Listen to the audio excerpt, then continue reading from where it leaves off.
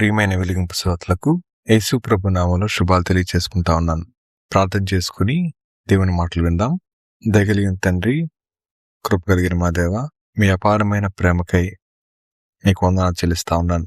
ప్రతి వారం మీ మాటలు వినడానికి కొద్దిసేపు మా ఆలోచనలను లేఖనం మీద కేంద్రీకరించడానికి మాకిస్తున్నటువంటి వెసులుబాటు కొరకై నీకు వందనాలు. ప్రపంచవ్యాప్తంగా కఠినమైన పరిస్థితులు కనిపిస్తా ఉన్నప్పుడు మా ప్రియులు అనేక మంది వివిధ దేశాల్లో దేవా విపత్కర పరిస్థితుల్లో వెళ్తా ఉన్నప్పటికీ వారిని కాచి కాపాడి సంరక్షిస్తున్నందుకే నీ స్తోత్రం చెల్లిస్తా ఉన్నాను. దేవా, ఈ వారం మరొకసారి మీ మాటలు వినడానికి మా అందరికీ సహాయం చేయమని నీ వాక్యం ద్వారా ఆదరించమని వేడుకుంటూ యేసు ప్రభు నామములో ప్రార్థిస్తున్నాం తండ్రి, ఆమేన్. ప్రియ శ్రోతలు, ప్రపంచం వడివడిగా పరిగెడతా ఉంది. క్రీస్తు ప్రభువారు చివరి దినాల్లో ఎలా ఉంటుంది అని అన్నప్పుడు యుద్ధ సమాచారాలు వింటారు, భూకంపాలు కలుగుతాయి అన్న విషయాన్ని 2000 సంవత్సరాలకు పూర్వమే లేఖనంలో రాసిపెట్టారు.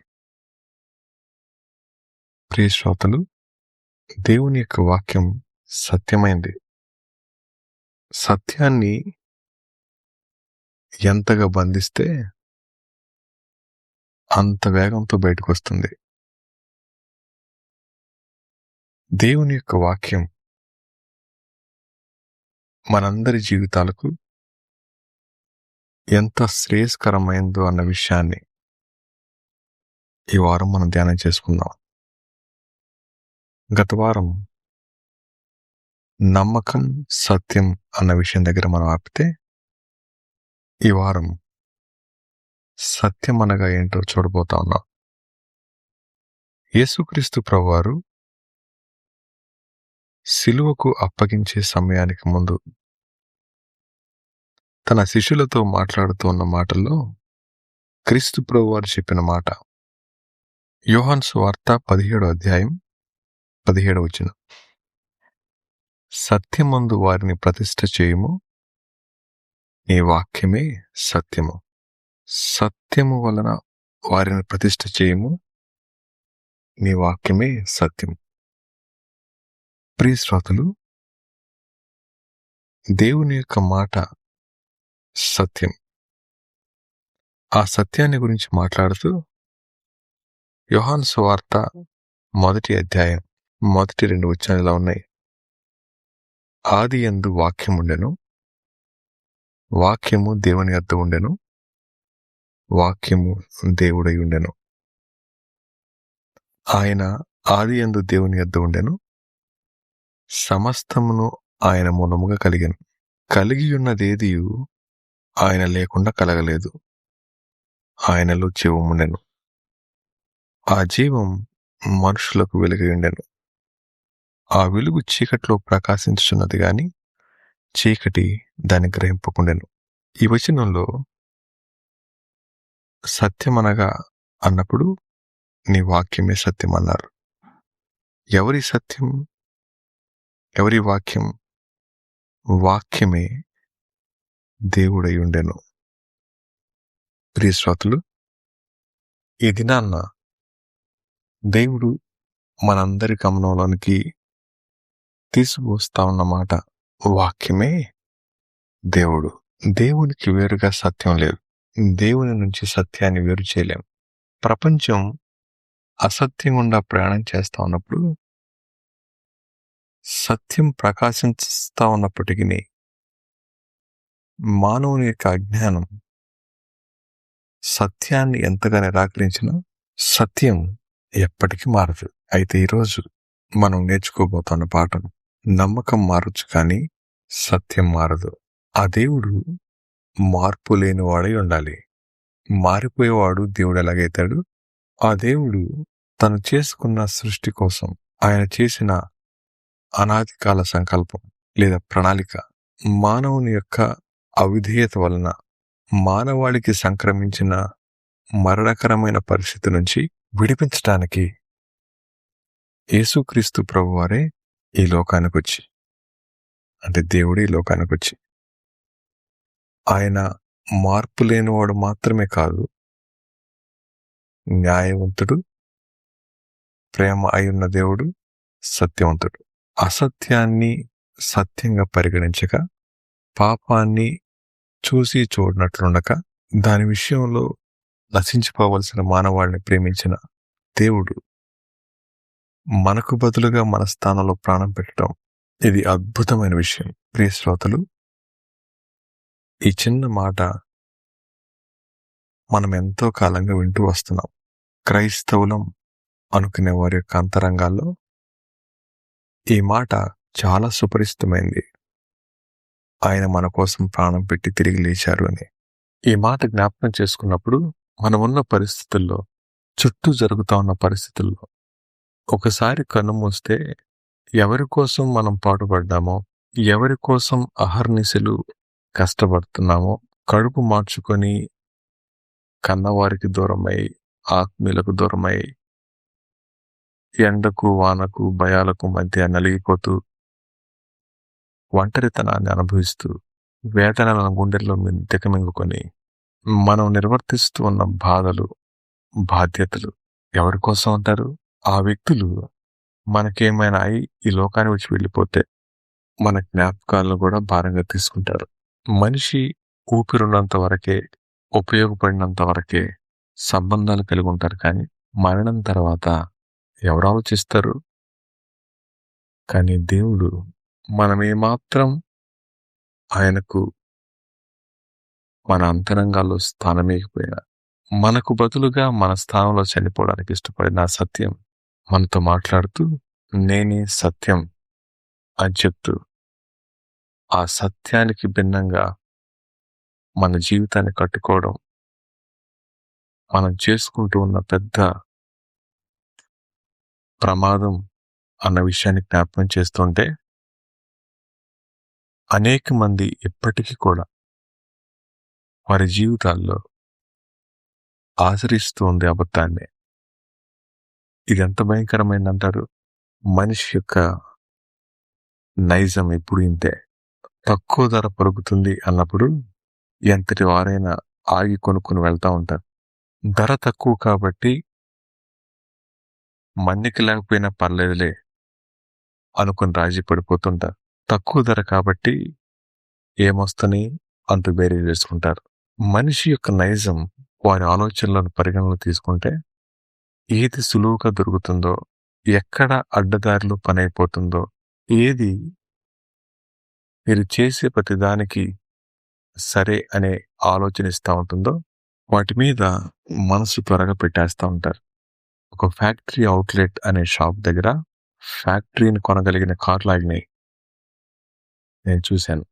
ఫ్యాక్టరీ అవుట్లెట్ సేల్స్ పెట్టారు బట్టలు, వాటిని క్లియరెన్స్ సేల్స్ అని పెట్టారు. ఆ దారిలో వెళ్తా ఉన్నాను. ఆ సేల్స్ పెట్టిన షాప్ పక్కన విలాసవంతమైన కార్లు, గొప్ప గొప్ప వాళ్ళు ఆగి గబగబా లోపలికి వెళ్తా ఉన్నారు. అప్పుడు అనిపించింది, మానవుడు త్వరగా పని అయిపోతుంది అని అంటే తల ఉంచుకుని నరకాన్ని కూడా వెళ్ళిపోయేటట్లున్నారని, సులువుగా దొరుకుతుంది అని అంటే కళ్ళు మూసుకుని అగ్నికెళ్ళలో కూడా దూకేటట్లున్నారని. అలా అని చెప్పి కొనుక్కోవడం తప్పని కాదు. అంత కంపెనీ పెట్టుకొని అంతమంది పని వాళ్లకు జీతం ఇచ్చుకుంటూ, దాన్ని మెయింటైన్ చేసుకుంటూ, 100 రూపాయలు వస్తువు 10 రూపాయలకి ఎవరిస్తారు చెప్పండి? లాభం లేకుండా. మానవుని యొక్క మెదడుల్లో తరతరాలుగా నడుస్తా ఉన్న ఆలోచన అవిధేయత. విధేయత వెల చెల్లించాలి, అవిధేయతకు తలవంచాలి.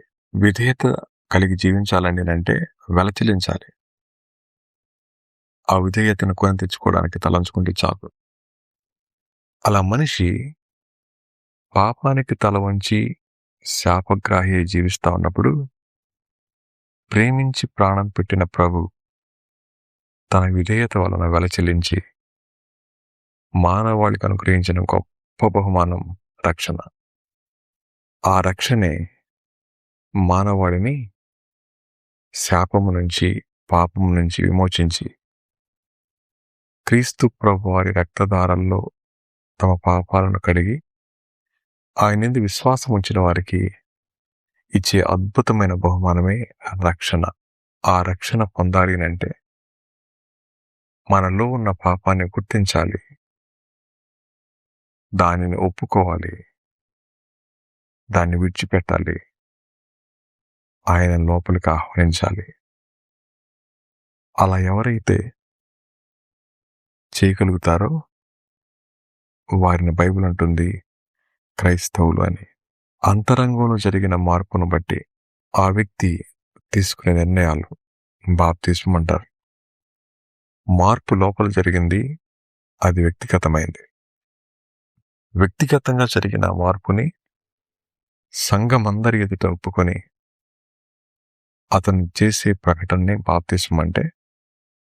అంతరంగ బహిరంగ సాక్ష్యాల ద్వారా ఎవరు యేసుక్రీస్తు ప్రభువారిని స్వరక్షకునిగా అంగీకరిస్తారో వారిని బైబిల్ క్రైస్తవులు అంటుంది. అంత మాత్రమే కాదు, అపోస్తల కార్యాల గ్రంథంలో శిష్యులను మొట్టమొదట క్రైస్తవులు అన్నారు. శిష్యుడు అనే మాటకు అర్థం నేర్చుకునేవాడు అని అర్థం. ప్రియ శ్రోతలు, ఈ మాటలు వింటా ఉన్న మీరు లేదా మనం యథార్థంగా ఈ మాటల వెలుగులో మన జీవితాలను పరిశీలన చేసుకొని ఈ మాదిరిగానే మనం ఆయన వెంబడిస్తూ ఉన్నామా? ఇలాంటి గుర్తింపు మనకు కలిగి ఉందా? అలా లేకపోతే మన జీవితాలను పరిశీలన చేసుకొని తిరిగి మళ్ళా దేవునికి సమర్పించుకుందాం. దేవుణ్ణి ఎరిగిన బిడ్డలంగా ఈ లోకంలో మనం జీవిద్దాం. అటువంటి కృప దేవుడు మనందరికీ దయచేయునుగాక. తిరిగి మరొక వారం మళ్ళీ కలుసుకుని పర్యంతం దేవుడు మనందరికీ తోడుగుండునుగాక. ఆమేన్.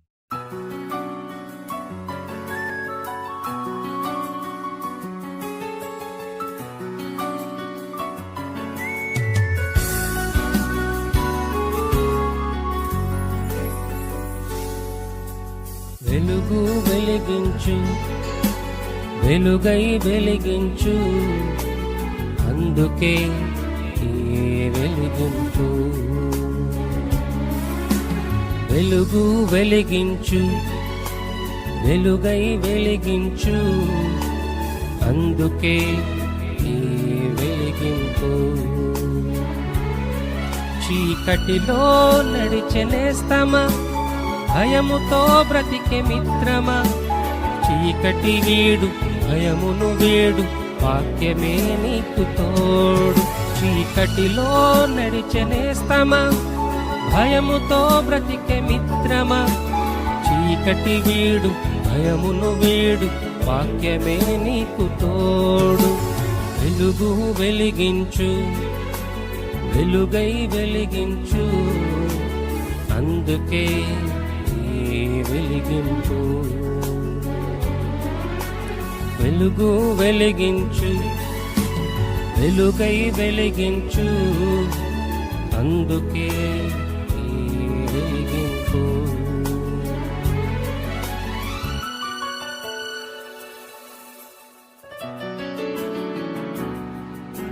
భ్రమలలో బ్రతికే సోదర, భద్రత వెతికే సోదరి, భ్రమలను తీసి భద్రతనిచ్చు, వాక్యమే నీకు తోడు.